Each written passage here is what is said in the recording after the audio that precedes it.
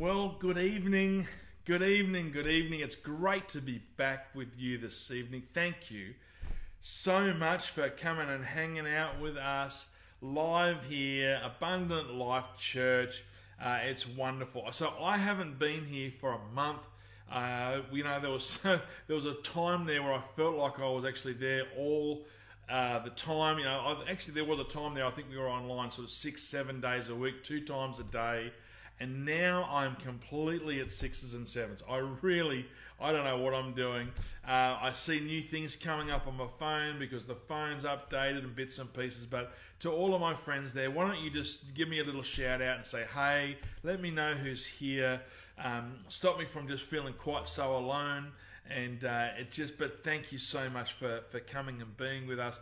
Hey, if you're not watching this live, because obviously this is now being put out 21st, 7 o'clock. If you're watching this back in time, please also keep the comments going, because also all parts of our online community and family are joining in and seeing those things, and they'll be encouraged by your comments as well. So it's wonderful there. Can you just let me know if you can hear the sounds good?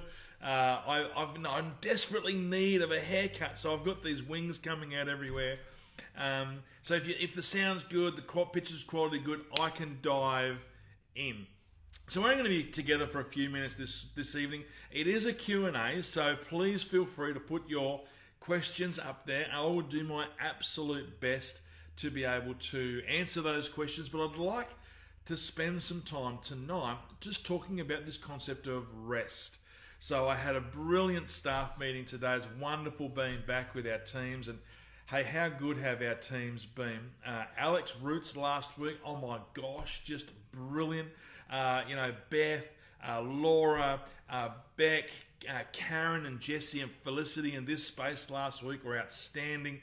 Tez has been online. Catherine and Isaac have been online. Haven't they done just an incredible job? But being back with them today, it was just so lovely to be back in the space with people that I love and who draw the best out of me, who we get to laugh together and work through things. And Laura actually said, you know what you should be speaking about resting, because I just feel so rested. So to each and every one of you who's helped Karen and I get away and have a break, thank you. But in terms of this concept of rest, I don't want to speak about rest in terms of not doing things. For me, rest actually isn't about or just taking a break from church, taking a break from work, going on holidays. Let's call going on holidays. But if we're honest, I think we've been on holidays that we've come back from and gone, man, I need a holiday from my holiday, And that's sometimes a really good thing. We pack so much in and we did so much. But I guess for me, rest isn't actually about a to-do list. It's not about a work schedule. It's about the condition of our soul and the spaciousness that we have in our thinking when it comes to these to-do lists, these opportunities. It's very possible to go away on a holiday and come back unrested, come back still harried, come back still harassed, come back still anxious. And it's also very possible on the converse of that to be in the midst of a really full and big season and actually know what it is to know the rest of the Lord. And I'd like to just to share that a couple of minutes as we move from what's been a big season right throughout 2020 coming into Christmas. And yet Christmas is going to look a little bit different this year.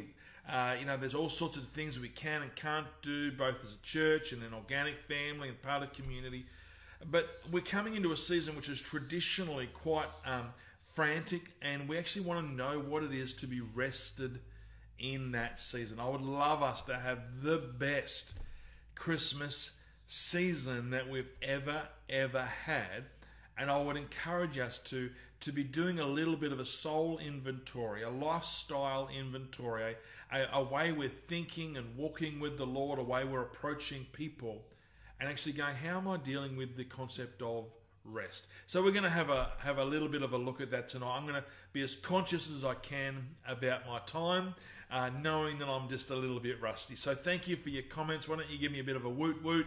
Again, please feel free to to keep repeating some of the statements that I'm making and edifying those and putting them up there, or indeed asking a question, and I'll do my best to get to it. So before I went away on leave, I really knew that this was a key part of leave for me. I hadn't had a break from work for quite some time, and if you remember all the way back to the beginning of the year, I had the privilege of being in Indonesia, then into India, and then obviously the sort of that fairly frantic, anxious trip home in the midst of COVID breaking out around the world, a couple of weeks of self-isolation in Bishono, and then back into this online world that was being crafted with each step that we took.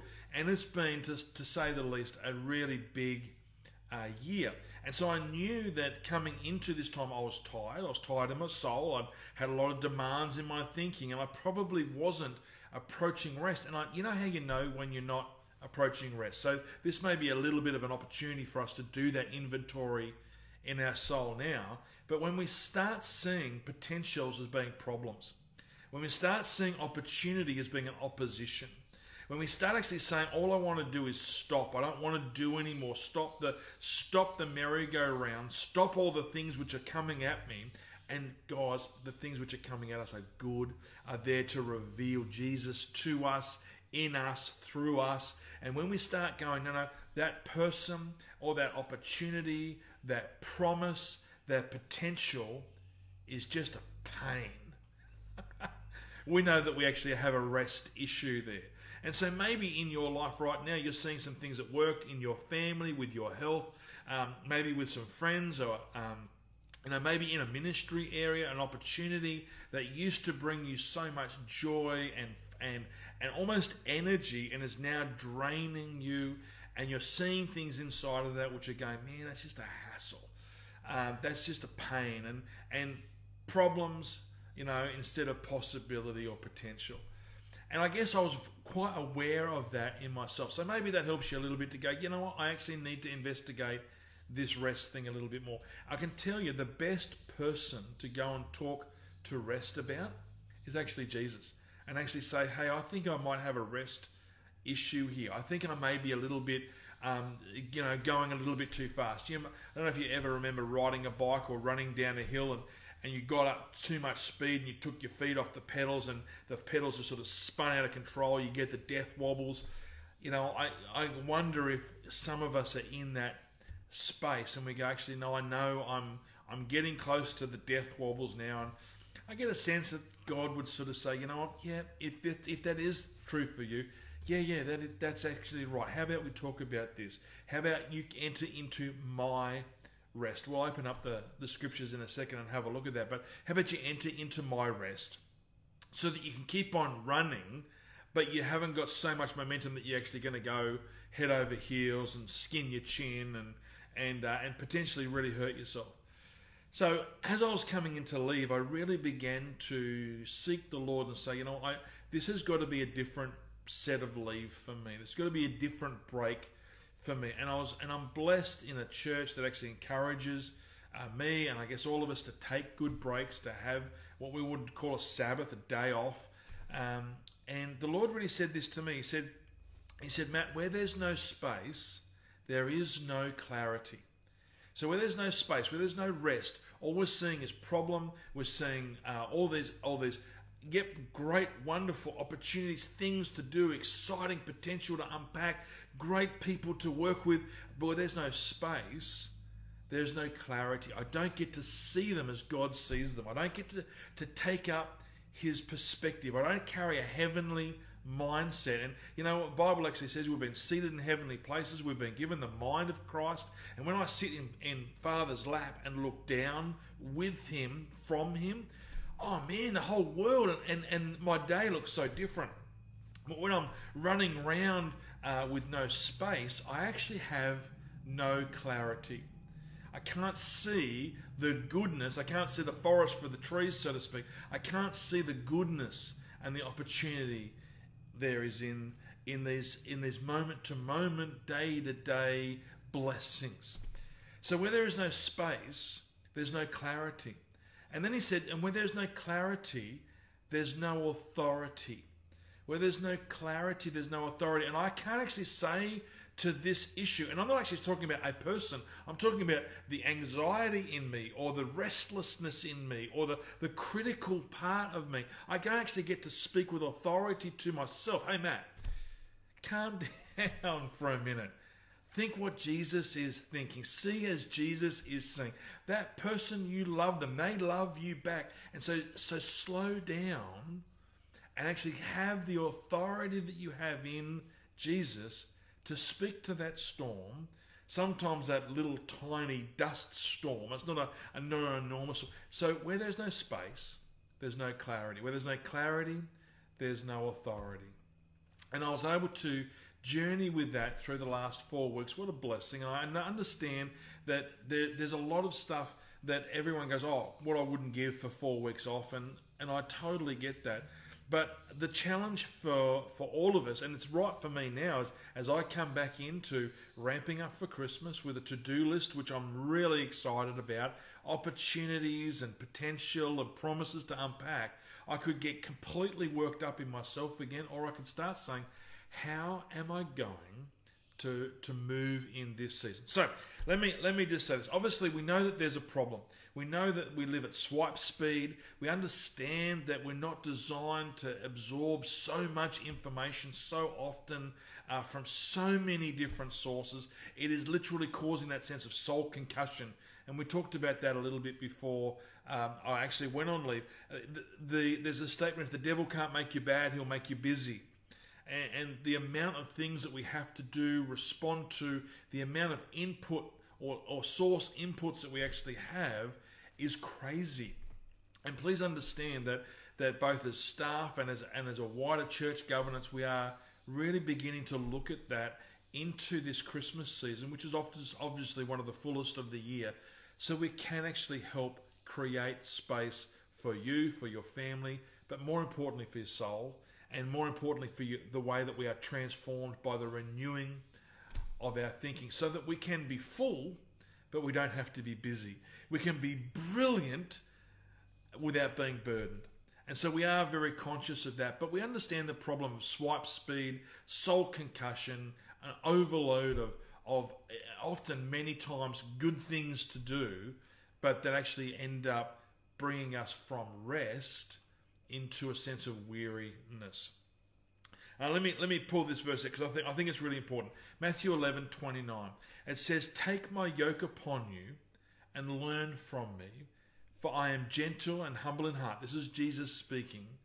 "I am gentle and humble in heart, and you will find rest for your soul." So there's a couple of things Jesus is inviting us to know and to do. He invites us to know him as humble and gentle. And what a glorious thing to have a living God who's actually inviting us to know him personally, and not to know him as rule, regulation, and discipline, but inviting us to know him and have a relationship which is an absolute delight. I really love that concept of actually the discipline of rest. We could see it as being a duty, or we could see it as being a delight.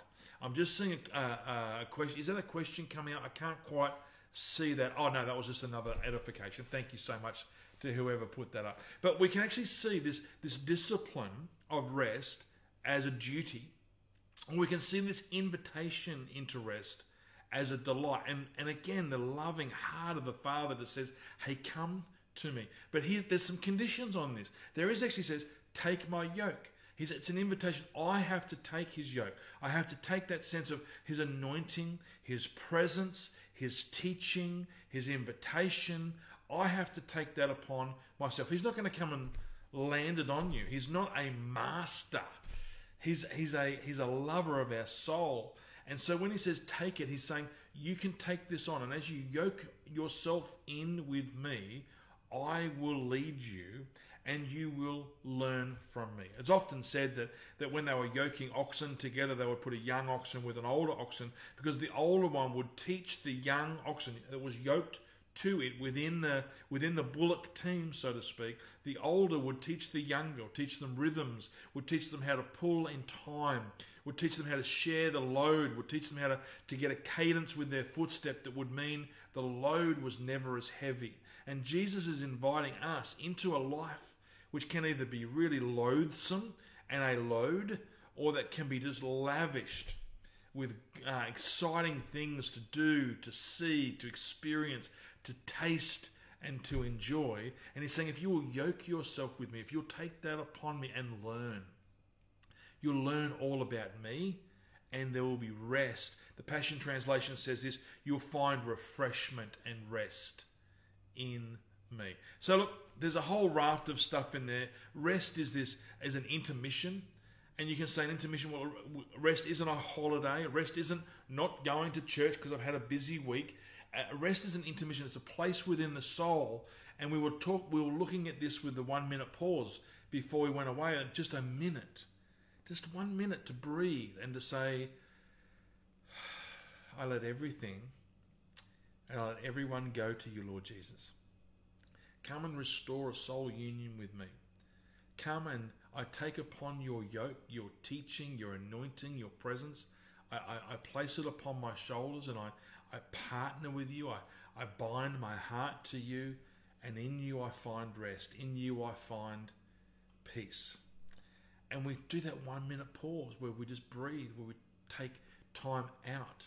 And I wonder, even if we did that 1 minute pause 3 or 4 times through the day, we did the 1 minute pause just before we got out of the car. 1 minute pause, just maybe even sometimes as we got into the car, because we know the drive is going to be stressful. 1 minute pause before we go up and put the kids to bed, because we know that they're going to ask us 50 million questions, and we just pause for 1 minute. I let everything and I let everyone go, and I enter into your rest. I have an intermission with you. I cease from my many motions, the busyness and the labor, and I bring about quiet, and I bring about calm. And one of the renderings of that word rest is a quiet expectation. So if we actually read that, and when you take my yoke upon you and learn from me, and you will learn that I am gentle and humble. I'm not reminding you that I'm big and you're small. I'm not reminding you that I'm great and you're a worm. I'm humble in heart. I call you my brother, or I call you my sister. This is Jesus talking. And you'll find rest for your souls. That rest for your souls means intermittent ceasing from motion, busyness and labor, and a calm, quiet expectation. It is actually possible to have that even in the midst of big and full days. Notice I'm not using the word busy, but even in the midst of a busy calendar, it's possible to know rest in Him, to create space in Him. So how do we do that? Well, one of the great interruptions in our day is actually our phones. And again, as I've said, next week, if you join Karen and I this time next week, tomorrow night we've got Dave Gaskell's going to be sharing. It's going to be amazing. But next Wednesday night, we'd like to invite you to join with us, and we'll talk a little bit more about what the next season looks like in an online space for our online community, because we want there to be more rest. We want there to be more time for you. We want you to be off your phones and off Facebook just a fraction more. But if we are going to enter into rest, I think one of the great interruptions that we actually have is our phones. The dinging, the pinging, that dreaded little red circle that says you've got Messenger, Instagram, Facebook, emails, WhatsApp, all these notifications coming up. And I'm just wondering if you're finding yourself seeing more problem than possibility. You're finding yourself seeing demands and not delight in relationships and in some of the invitations God's given you to work with Him and for Him. They're becoming painful and hard. I'm wondering if taking a pause and shutting the phone down sometimes, even just turning it onto silent, even just turning off notifications. You can say, oh, it's not dinging, but it's still zzz, zzz, zzz, buzzing all the time. And it's that constant, and it becomes dopamine in our brain. It's addictive, and we can't not look. I'm wondering if we could set some timers on our phones. I said, I don't use this, some do not disturbs, or some down times, or turning some of the notifications off, so that when these things are coming through, you actually control your phone. Your phone's not controlling you. I'll just put it out there. It might not be particularly popular, and please understand, I'm practicing this as much as I possibly can. I've got a beautiful wife who also is continually reminding me, and we often have this conversation, hey, what are you doing? What are you doing? As we see each other on our phones, and I guess that, hey, what are you doing? It's a little sense of, is that important? Is that really what is necessary now? Are you really present to what's going on around you? And I love it when Karen asks me that question. Well, actually, I don't. I hate it when she asks me that question because it convicts me. But they're good questions to ask. My time's done. I'd love to encourage you, if you're looking and searching for rest, hey, get outside. Get outside. You know what? The statistics say we spend 97% of our time in artificial environments. 97% of our time under fluorescent lights and air-conditioned, four walls around us. Get outside. Sit on a balcony. Even if it's just a matter of sitting on your back step in the sun, feeling the breeze upon your face. That sense of letting nature, letting beauty heal. Remember we said with no space, there's no clarity. With no clarity, there's no authority. Get outside in some space. Back step. Go and sit on the bonnet of your car down the beach for 5 minutes. If there's a walk around your house or home, somewhere up the street, it doesn't have to be, you don't have to do the overland track to get outside, but get outside and breathe and stop, pause, listen, rest, let some things go. And beloved, there was refreshing for your soul where there's only been concussion. Hey, we would love to continue to encourage you, to walk with you, to journey with you. Thank you for coming and hanging out with me. My time's well and truly done. I've gone a couple of minutes longer than I'd hoped to. Again, I'm rusty. Oh, I can't blame that. I always go long. But I'd love to say we are here for you. You can communicate with us here and say, hey, I'd love a phone call. I'd love some time to catch up. It probably won't be with me, but it will be with some of our great and wonderful teams. You can email us at hello@abundant.org.au. You can check out our other YouTube channels, our other Facebook, Instagram, website. You can join us online this Sunday for 9 o'clock. I'm so excited to be back preaching with you again. You can join us for our 10:30 service, which is going to be amazing. But if you're really struggling, if you've done that little bit of inventory on your soul and go, it actually does need some rest. It doesn't mean a holiday. It doesn't mean I'm not going to stop going to church or to Connect Group, or I'm not going to turn up to work tomorrow, or I'm going to completely blank my family because they're asking too many questions or they're demanding things of me. But I know there's a deeper place in my soul that needs rest, refreshing, space, and clarity for more beauty. And for more of his promises. We'd love to be able to help you with that. So please get in contact with us. Hey, God bless you tonight. We are praying for you. We love you. Think you're wonderful. And go and love somebody. Good night.